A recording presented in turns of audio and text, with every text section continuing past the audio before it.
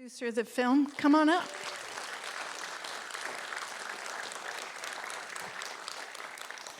And there's a mic there for you. So when I saw this, the first thing, or the last thing, I guess, because it came up last in the film, how can you not love a person who thinks that watching 895 episodes of Mr. Rogers' Neighborhood will heal you? I mean, I agree. I think that's what everybody should do. Yes, absolutely. Yeah. But that film just really, really touched me. I'm mostly curious of all about how, I understand Rachel has been working on this for a long time. Yes. And where did she find the story? Yeah, so... how? Yeah, how.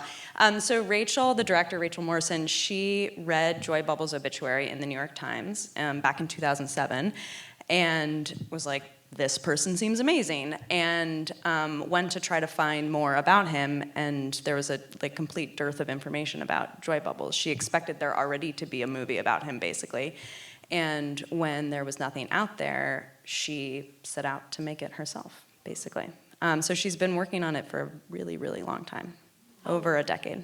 Wow. Yeah, I mean, the initial seed was planted in 2007, and you know, she didn't immediately start working on it, but it wasn't too long after that she started working on the film, so. Yeah, and as you had said, she is an archival producer. Yeah. So she had the licks. Right. And knowledge on where to dig. Yeah, exactly. I mean, she's sort of the perfect person to make this film because of her background as an archival producer.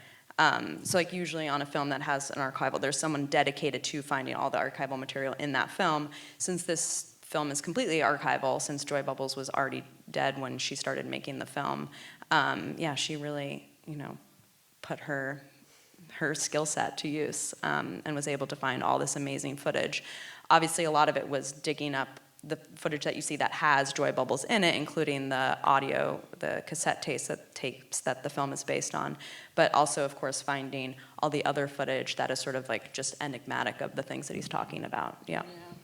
Well, and I also really take note of the work that probably went into which images to choose, because it's about a blind man, and you, of course, would like... Did anybody pick up the handsets today to use along with the film? No? But that's one thing that I was thinking about, is because the images are so gentle in a way. Yeah. But, of course, the audio is most important. And that's where the story is. Right. It's all recorded already. Yeah.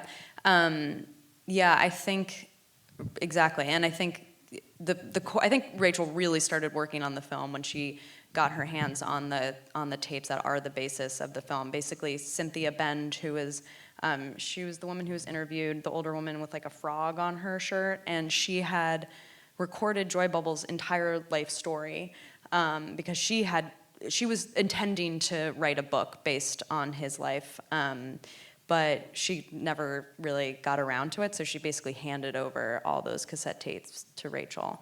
And that's when Rachel sort of had the idea of forming the whole film around him telling his own story.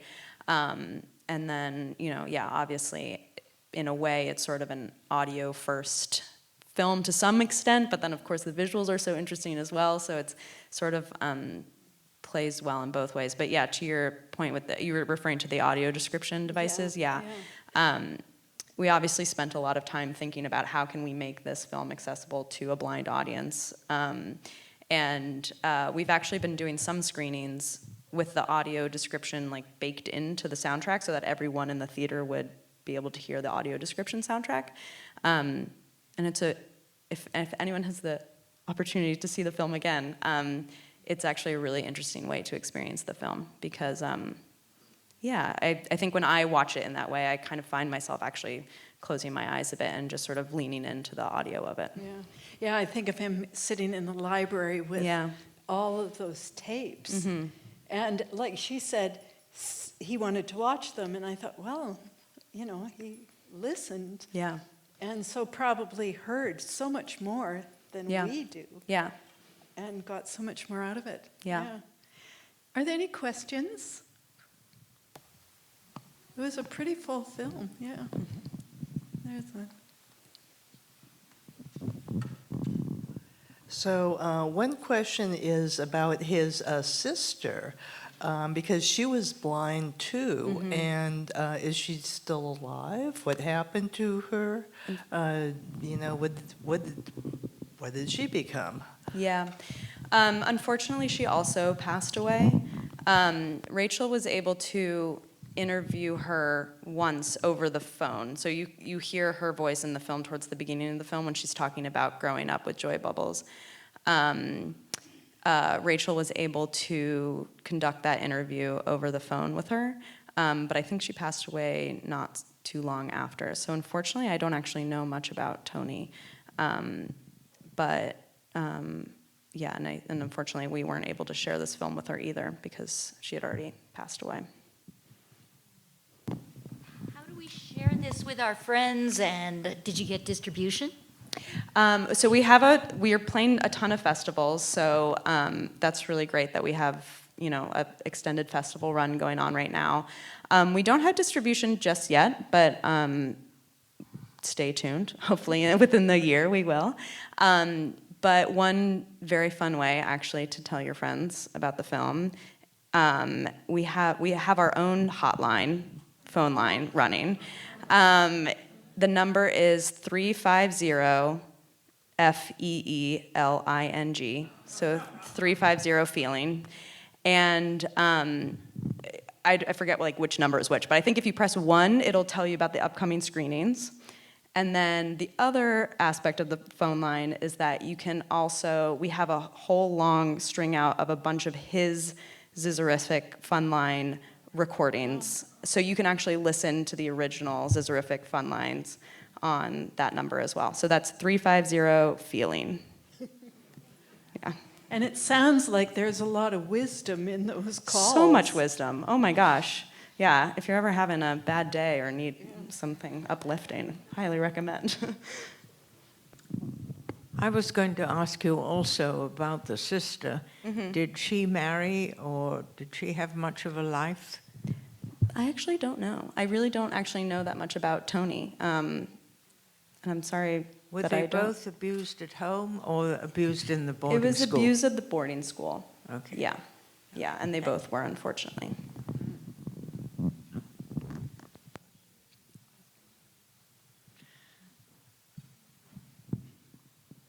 It must have been just a remarkable family, Yeah. really. To have his dreams, especially in those years where nobody believed that, Yeah. that he could do what he wanted to do. That's amazing. Hi, this was an amazing film. I'm curious how you came to it, and if you could talk a little bit more about how you got to know Joy, the story of Joy Bubbles, and your production of the film. Yeah. So as I mentioned, Rachel, she read the obituary, was intrigued, decided to set out to make the film that she wanted to see about Joy Bubbles, and from there it was, I think, a pretty. I mean, again, it took her over a decade to make the film. And I think that process was, you know, conducting the interviews that you see on screen with some of the people who knew Joy Bubbles. A lot of her process, too, was, you know, learning about the sort of wider historical moments that Joy Bubble was living through, so like the phone freaking movement. A really great resource for Rachel was Phil Lapsley, whose interview appears a few times in the film. He's actually local, he's in Berkeley, and he has written a really wonderful book called Exploding the Phone, which sort of dives into the history of phone freaking. It's a great read if anyone was, I mean, I had never heard about phone freaking before the film, and it's a really fascinating subculture, so his book is amazing if anyone's intrigued and wants to read it.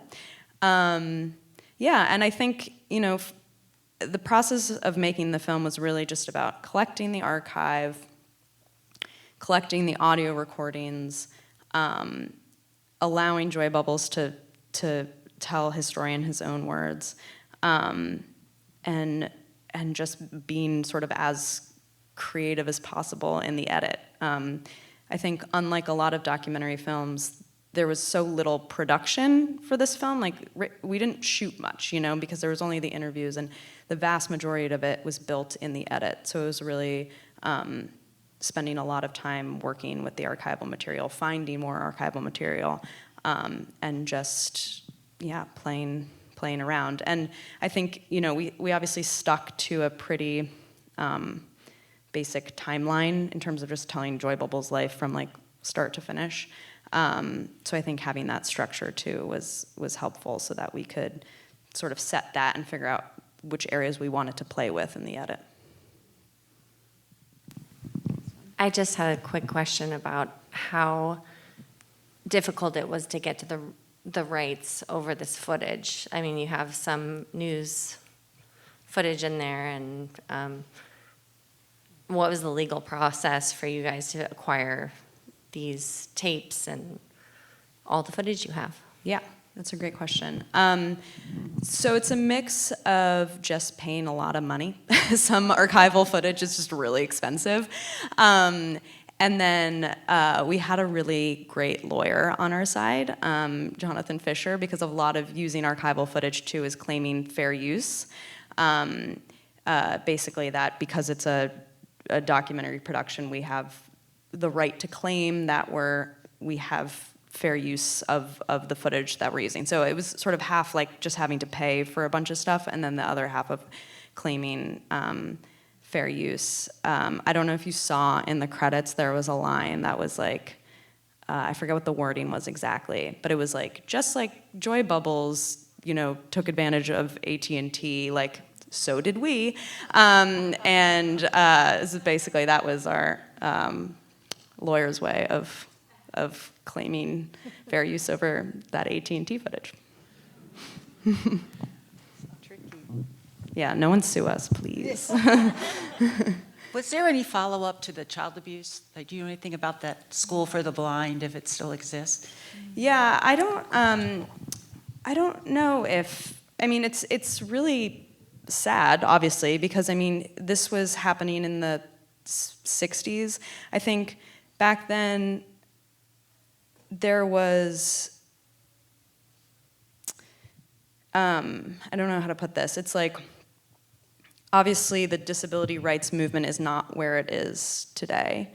And I'm sure what Joy Bubbles and his sister experienced was not a one-off. I'm sure it was, unfortunately, quite systemic.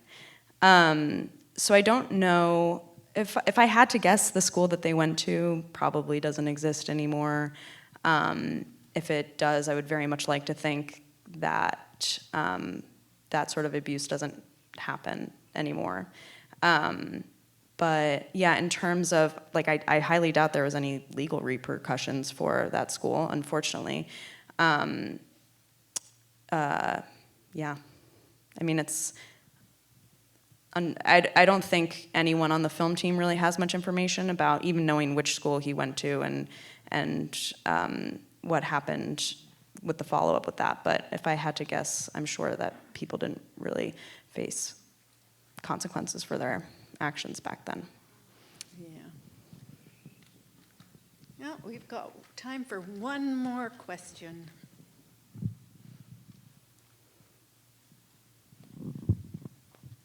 Can you talk a little bit about the music? It's like very like sweet and whimsical. I'm curious where it came from. Yeah. So two sources. Half the music was composed by our composer, Will Epstein, who's an incredible composer. He also worked in tandem with a music supervisor, Taylor Rowley, who found a bunch of like stock music, basically, but she's a total genius at finding like really, really good stock music. And so we used both, basically, original composed work plus pre-recorded music. And I think the goal for the overall feeling of the film was to just like lean into Joy Bubble's life. So I think that's why, a lot of the music feels very light and whimsical. We wanted to play off of his personality, the way he viewed the world, what the footage was doing, and just, again, because it was sort of like an audio-first film in a lot of ways, just being very playful with the music. But then, of course, also when there are darker moments in the film, also, creating those tonal shifts so that feels appropriate. That was well done. Yeah, For sure. yeah. Taylor and Will are Yeah. both great. Well, thank you all for coming, and thank you so Annie, much. for making the drive. Of course. And don't forget to vote for your films, your favorite films, throughout the weekend. It really helps the filmmakers.